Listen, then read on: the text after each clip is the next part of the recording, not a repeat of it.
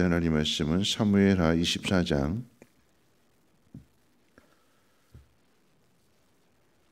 18절 말씀부터 25절까지 한 절씩 교독으로 읽겠습니다. 사무엘하 24장 18절로 25절까지 한 절씩 교독으로 읽겠습니다.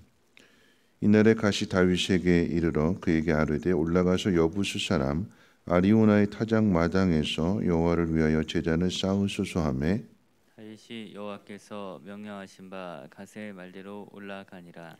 아리우나가 바라보다가 왕과 그의 부하들이 자기를 향하여 건너옴을 보고 나가서 왕 앞에서 얼굴을 땅에 대고 절하며 근데 어찌하여 내 주 왕께서 종에게 임하시나이까 하니 다윗이 이르되 내게서 타작 마당을 사서 여호와의 제단을 쌓아 백성에게 내리는 재앙을 그치게 하려 함이라 하는지라. 아리우나가 다윗에게 아뢰되 원하건대 내 주왕은 좋게 여기시는 대로 취하여 드리소서.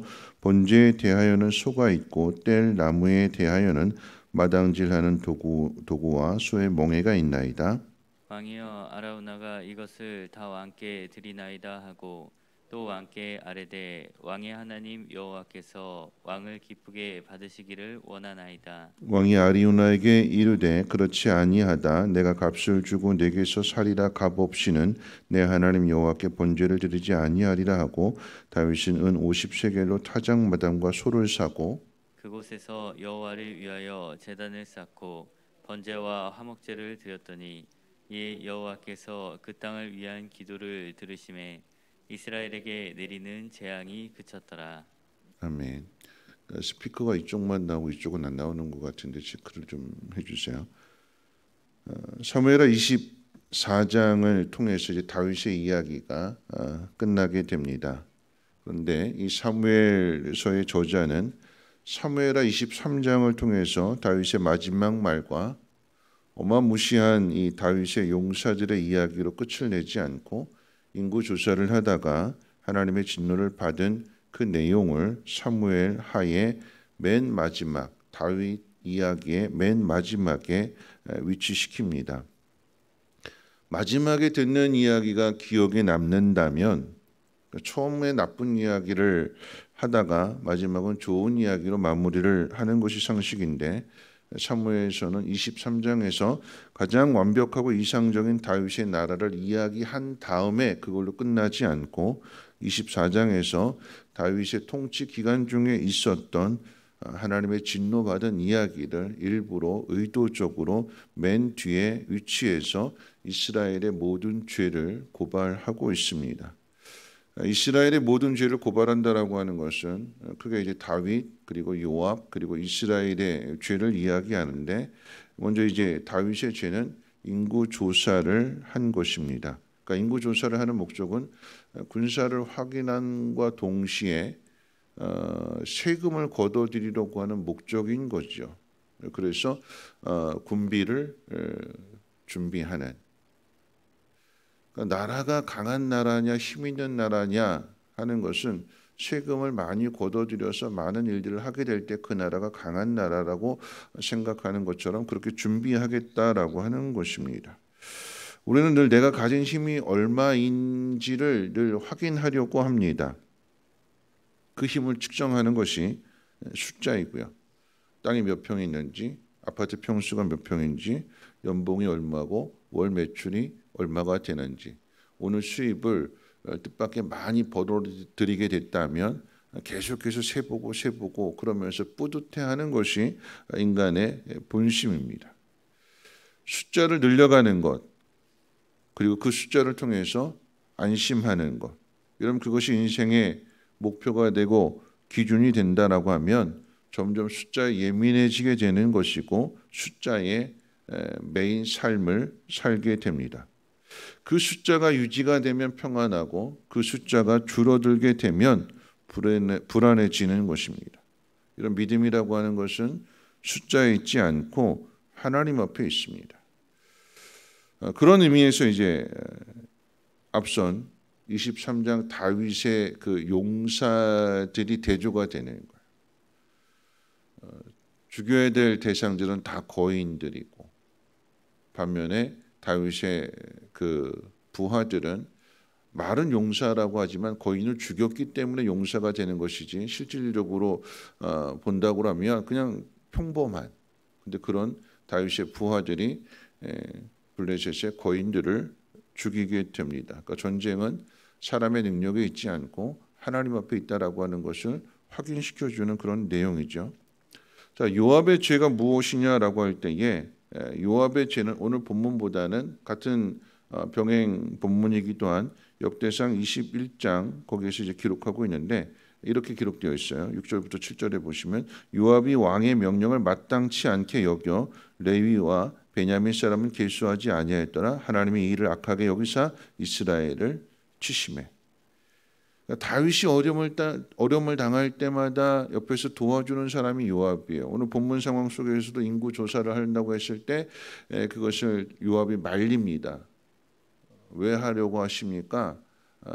하나님 기뻐하시지 않습니다 하면서 말려요. 그런데 요압이 말리는 것을 다윗이 무시하고 그래도 하라고 왕으로서 명령을 냅니다. 그럴 때에 이 요압이 한 일이 무엇이냐?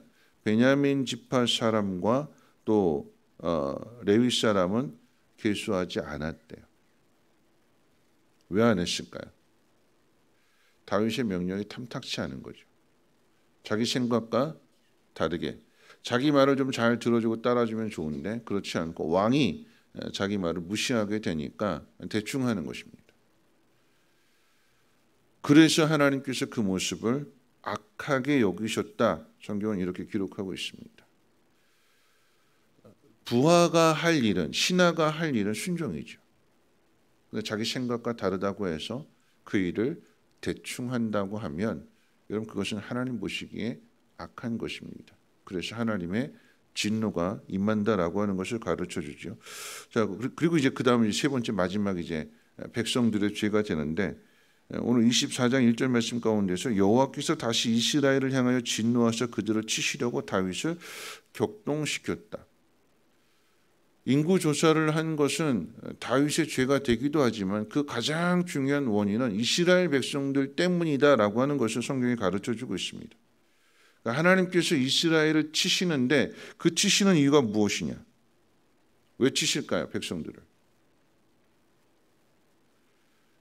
백성들을 치시는 이유는 압살롬이 반역했을 때 백성들이 다윗을 따르지 않고 압살롬을 편들고 압살롬을 따랐기 때문에 그러합니다. 압살롬도 죽고 참모였던 아히도벨과 아마사도 죽지만 반역한 백성들의 심판 이야기는 어디에도 없습니다. 다윗 또한 백성들에게 책임을 묻지 않았어요. 책임을 묻지 않았던 것은 나라가 혼란하기 때문에 그 나라를 빨리 화합하기 위해서 그들을 품고 갑니다. 그러니까 용서해 주는 거죠. 그런데 하나님은 그 반역한 마음을 그냥 지나치지 않으십니다. 한 번 반역한 사람은 또 반역하거든요. 그래서 그 실질적으로 압살롬이 반역한 그 사람들이 뒤에 가게 되면 세바라고 하는 불량배가 또다시 다윗을 향하여 반역을 일으키게 될 때에 거기에 동조하게 됩니다. 하나님은 죄를 결코 그냥 지나치시지 않는다라고 하는 것입니다. 우리의 죄를 용서해 주시지만 반드시 지은 죄에 대한 형벌을 받게 하시는 분이 하나님이십니다. 우리가 지금까지 살펴본 내용 가운데 하나님께서 누구보다도 다윗을 하나님께서 진노하셔서 치시잖아요. 그럼에도 불구하고 그 모든 것들을 죄 형벌을 잘 감당할 수 있도록 하나님 또한 은혜를 주시기도 하지만 여러분 중요한 것은 하나님께서 그 죄를 그냥 넘어가시지 않는다라고 하는 것입니다. 오늘 본문이 마지막 이야기는 그런데 이들의 죄를 밝히고 벌을 주는 것이 목적이 아니라 여호와의 긍휼을 가르쳐 주려고 하는데 오늘 이 저자의 목적이 담겨져 있습니다. 그래서 등장하는 것이 아리우나의 타작마당이 됩니다. 왜 사무엘서 마지막 이야기가 이스라엘의 죄와 하나님의 진노 그리고 아리우나의 타작마당에서 화목제물을 드린 것으로 이야기의 끝을 낼까요? 저자는 다윗이 얼마나 훌륭한 왕이었는가에 대한 초점이 아니라 하나님께서 다윗을 어떻게 만들어 가시는가? 그 하나님 앞에 초점을 두려고 하는데 그 목적이 있는 거예요. 우리가 얼마나 잘났는가? 내가 이렇게 했으니까 하나님께서 나에게 복을 주셨다가 아니라 우리는 다 똑같은 죄인인데 그럼에도 불구하고 하나님께서 특별한 은혜를 베풀어 주셨다. 하나님의 사랑이고 하나님의 은혜이며 하나님의 능력이다. 그러니까 하나님을 바라보게 하는 데에 이 사무엘서의 초점이 있는 것입니다. 여러분이 이야기 가운데 있어서 하나님이 크게 진노하실지라도 은혜를 주셔서 그 진노로부터 벗어날 수 있는 길을 하나님께서 준비해 주시는 것. 거기에 아리우나가 등장합니다. 이 아리우나가 자신의 것을 다 드리겠대요. 하나님의 진노를 거두는 일. 하나님의 그 진노로부터 백성들이 다시 회복되는 그 일. 그 일을 위해서 자신의 모든 것들을 희생하겠노라고. 그럴 때에 다윗 역시도 아니다. 내가 값 없이 받지 않겠다 해서 기꺼이 값을 지불하는. 여러분 이 이야기를 통해서 하나님 우리에게 드러내시고자 하는 것이 무엇이냐? 우리는 다 죄인인 거죠. 다윗도 죄인이고 요압도 죄인이고 이스라엘 백성도 죄인이고 이스라엘 전체가 다 죄인이에요. 근데 하나님께서 그 이스라엘을 회복시키시는 일에 이스라엘과 화해하시는 그 일들 가운데 화목 제물이 들어가는 것이 맨 마지막의 이야기라고 한다면 여러분 이 이야기를 통해서 우리는 무엇을 생각해야 되는 걸까요? 우리 모두가 다 죄인인데 그런 우리를 위해서 그 아들을 십자가의 화목 제물로 삼으심으로 인해서 우리의 죄를 용서해 주신다. 다윗은 훌륭한 왕입니다. 누구보다도 하나님 사랑했어요. 그런데 그 다윗이 하나님의 성전을 건축하려고 했지만 그의 마지막 이야기는 하나님의 성전이 아닌 눈물로서 제단을 쌓는 그 이야기가 다윗 이야기의 맨 마지막 이야기가 됩니다. 우리가 다 그렇다라고 하는 거죠. 똑똑하고 잘나고 다 도토리 키재기예요. 하나님 은혜 주셔서 하나님이 우리를 사랑하셔서 하나님 우리에게 복을 주셔서 그런 것이지 우리 스스로 그 자리에 설 수 없는데 하나님이 긍휼로 자비로 우리를 그 자리에 세워 주시는 것입니다. 우리가 이 사실을 깨닫는다면 우리가 어떻게 살아가야 되는 걸까요?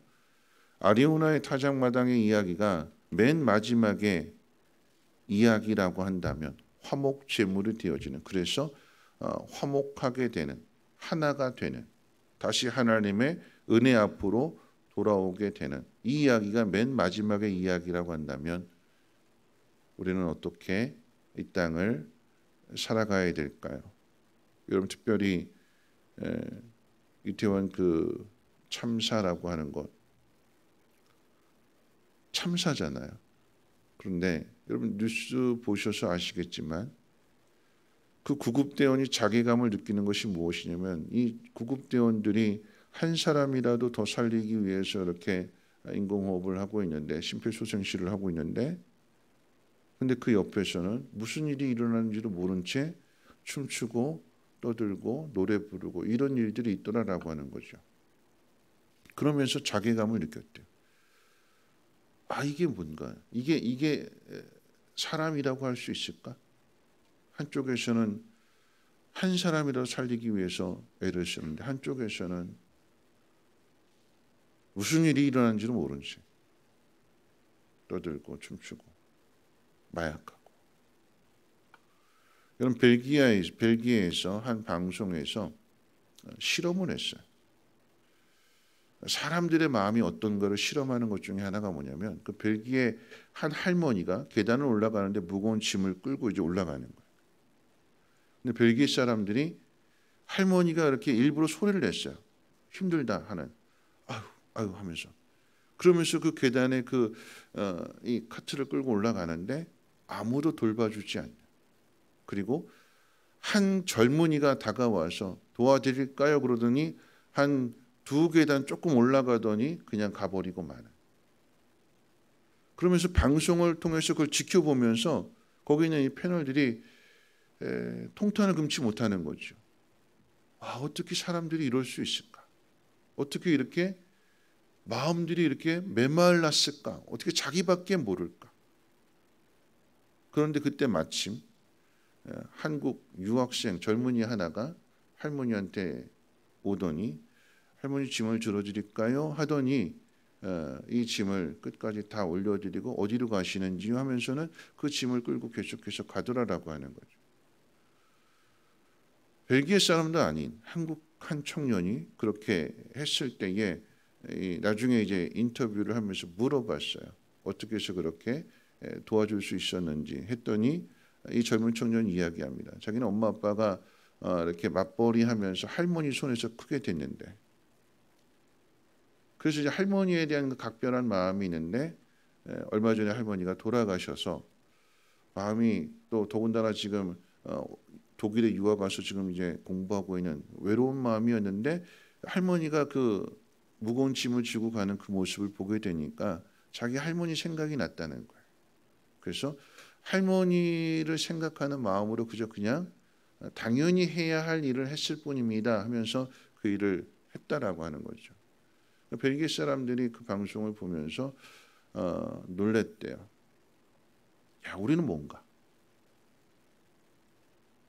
저는 그 내용을 보면서 또 이제 이 이태원 참사 이야기를 보면서 우리의 마음이 다 그런 거예요. 자기밖에 모르는. 우리는 다 죄인이고 자기중심적이고. 근데 하나님은 그런 우리들에게 한없이 은혜를 베풀어 주시고 자비를 베풀어 주시는 아들을 주시기까지 우리를 회복시키시는. 그럼 우리는 회복된 사람들이잖아요. 세상 사람들과는 다른 어떻게 살아가야 되는 걸까요? 오늘 아리아우나와 같은 그 모습으로 이스라엘이 비탄에 빠져 있고 하나님의 그 진노와 재앙 가운데 있을 때 기꺼이 자신을 희생하겠노라고. 그래서 그들을 회복시키겠노라고. 그것이 우리의 사명임을 오늘 이 새벽 기억하시고 오늘 이 하루도 나 자신을 위한 삶이 아닌 하나님의 영광을 위하는 삶이요 다른 사람들에게 기쁨을 줄 수 있는 그런 삶이 되시기를, 화목 제물이 되시기를 주님의 이름으로 부탁을 드립니다. 우리 찬송가 494장 함께 찬송하신 후에 기도하겠습니다.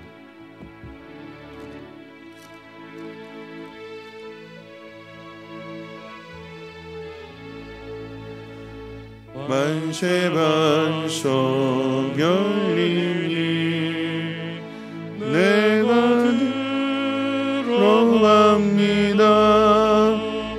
장애 허리 상하여 물과 피를 흘린 것 내게 오염되어서 정결케 하소서.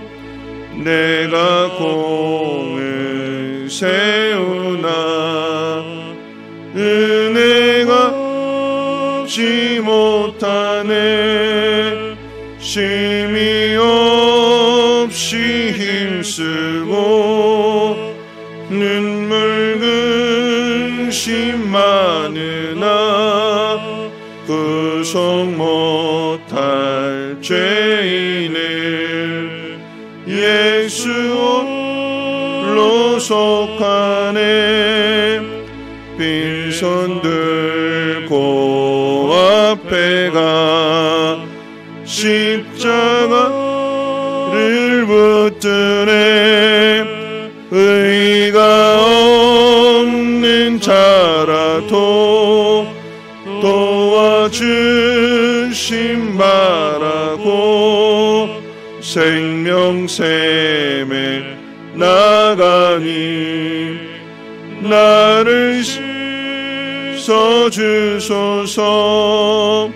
살아 생전 숨쉬고 죽어서 세상 떠나서 거룩하신 주 앞에 끝난 심판 당할 때 만세 반석 열리니 내가 들어갑니다. 아멘. 오늘 말씀 생각하면서 함께 기도하실 텐데요. 우리는 다 죄인이잖아요. 다를 바가 없습니다. 다윗이 왜 그랬을까? 요압이 왜 그랬을까? 이스라엘 백성은 왜 그랬을까? 이런 그 모습이 우리들의 모습입니다. 내가 가지고 있는 것으로 자랑하려고 하고 내 마음에 들지 않으면 일하지 않고 한 번 반역했는데 또 반역하고 그게 우리들의 모습이라고 하는 것을 성경이 우리에게 가르쳐 주는 것입니다. 그대로 고발하는 거예요. 그런데 그런 우리를 버려두지 아니하시고 그 아들을 통해서 건져주시고 구원해주시고 하나님의 자녀 삼아주시고 하나님 백성답게 살아가라고 하십니다. 화목 제물이 되라고 하십니다. 아리우나처럼 자신의 그 모든 것들을 기꺼이 드리겠다라고 하는 그런 마음.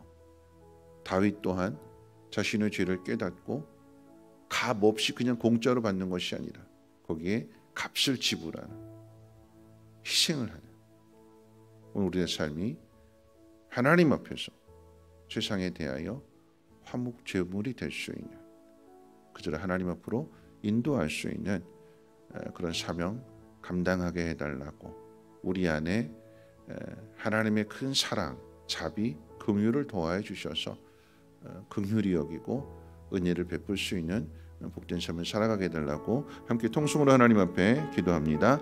거룩하신 하나님 감사합니다. 오늘도 하나님 말씀을 듣습니다.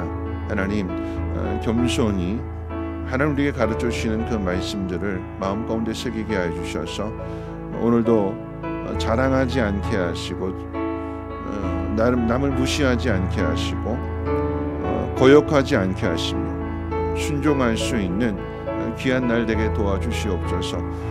하나님의 긍휼, 하나님의 자비하심, 하나님의 사랑과 그 은혜를 많은 사람들에게 전할 수 있도록 무엇보다 하나님 우리의 영을 새롭게 하여 주시고 정결케 하여 주시어서 깨끗한 마음을, 선한 마음을 하나님 세상 가운데 잘 나타낼 수 있는 믿음의 삶이 되게 도와주시옵소서. 아리우나와 같이 하나님 기꺼이 자신의 모든 것들을 드리겠노라고 결단할 수 있는, 그리고 다윗과 같이 공짜로 값 없이 받는 것이 아니라 값을 지불하는, 희생하는, 헌신하는 그런 오늘 이 하루가 되어지게 도와주시옵소서. 그러함으로 하나님의 사랑을, 하나님의 마음을 나타내게 하시고 회복의 은혜가 풍성하게 나타나게 도와주시옵소서. 특별히 하나님 이태원에서 슬픔을 당한 하나님 그 가정들을 위로하여 주셔서 하나님 우리가 어떻게 살아가야 될 것인가, 하나님 이 나라의 민족 모두가 다 깨닫게 하여 주시고 올바른 길을 걸어갈 수 있도록 하나님 이끌어 주시고 인도해 주시옵소서. 오늘 하나님의 은혜로 살아가기를 소망합니다. 하나님 함께해 주시옵소서.